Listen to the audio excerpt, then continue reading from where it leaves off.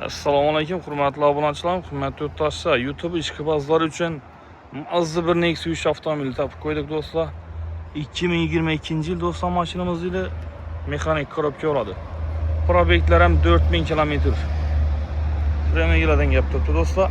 Do'stlar, videomizdan bir like bosib qo'yamiz. Kanalimizga do'stlar obuna bo'lmoqlar. Kanalimizga obuna bo'lib qo'yamiz. 2022-yil mexanik korobka oladi. Do'stlar, mashina durishini qaranglar. Çanı bilen duruptu. Maşın yoluma var.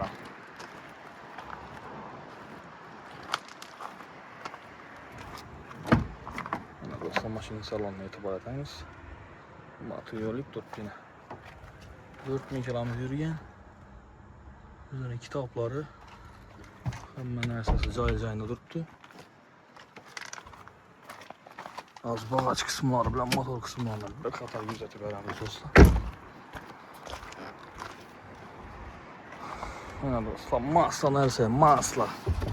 Yine.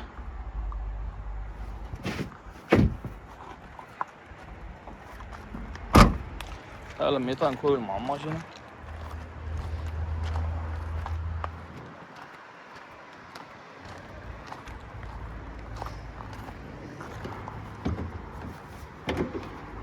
Yine hurmatli obunachilarimiz.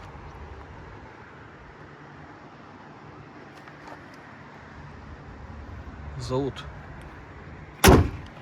Do'stlar, mashinamizning bahası 110 milyon so'm. Do'stlar, mashin avtokredit ham chiqadi, kredit, barter xizmatlarimiz ham bor, hamma xizmatlarimiz bor. Mashina qiziqadiganlar uchun telefon nomerlarini pastga yozdirib qoldiramiz. Telefonlashib, qo'llashib kelarsiz do'stlar, sog' bo'lasizlar. Salomat bo'linglar.